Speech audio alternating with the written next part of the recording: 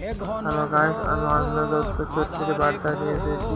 আজ 15ই আগস্ট বড়বাজার প্রাঙ্গণে শ্রী শীতলা মাতা মন্দির বলে একটি আছে, সেখানে বাৎসরিক অনুষ্ঠান হয়েছে। কে কে দেখতে গিয়েছেন অবশ্যই কমেন্ট করে জানাবেন। কে কোথা থেকে দেখতে গিয়েছেন অবশ্যই জানাবেন। বাৎসরিক অনুষ্ঠান, শীতলা মাতার বাৎসরিক অনুষ্ঠান কোথায়? বড়বাজার প্রাঙ্গণে রয়েছে মন্দিরটি।